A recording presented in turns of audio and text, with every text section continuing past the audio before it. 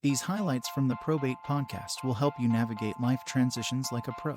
From senior living to estate planning to probate, you'll learn incredibly useful tips. Be sure to like and subscribe to hear more from Sherry Lund and her expert guests. Tell me what thanatology is. If you're a Marvel fan, then you might have heard the word Thanos. It is the study of death, dying, and bereavement, thanatology.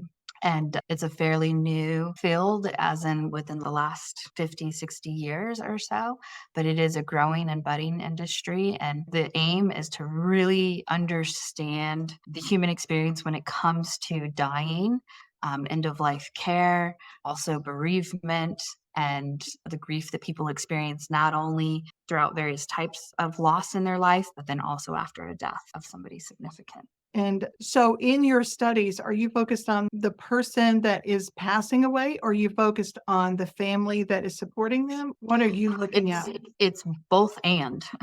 We really want to, in the field, we really want to understand all the complexities that are being experienced by somebody who is dying, but then also by the people who are caring and loving that person along the way, because there is this multi-dimensional and interpersonal exchange that happens, right? Nobody goes through life in a silo or living alone without relationship. And so, anytime somebody forms an attachment or in a bond, when that person is removed, there is then loss, and that loss is felt most likely by both parties. Now, some people experience grief on a wide spectrum, right? Because grief is so unique to every person. So some people, after a person in their life has died, might be immediately impacted by their grief, so much so that they have a hard time focusing and coordinating and organizing, and can really struggle during a probate process. And then that can make their ability to make good decisions problematic and concerning for them, because they're worried, Right. like, I'm not in no mental state or condition to make these decisions that seem pretty important at the time. So that's one type. But then there's the people who are really leaning into the state of numbness and shock and can really compartmentalize and be like, I'm going to do grief later. I really need to focus on tying up these loose ends so that way I can make space for my grief. And then they tend to be very methodical, and I would like to get things done and move it along even faster than probate can probably facilitate. And then there's just people who are finding themselves in both places where they're able to do a little bit at a time, and then they get hit with this like intense wave of grief and they have to take a little bit longer.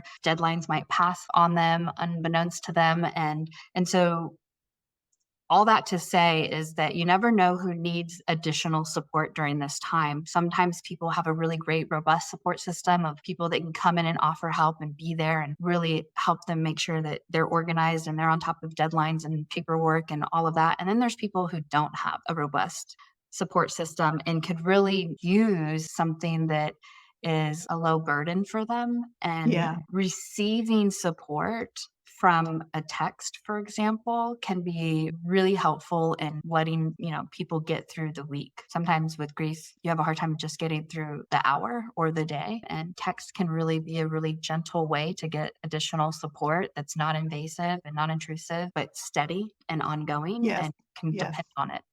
Yeah, I love it so much. I'm so glad that our paths crossed. To catch the full episode and explore more resources from the Probate podcast, check the links in the description and be sure to subscribe for more tips each week.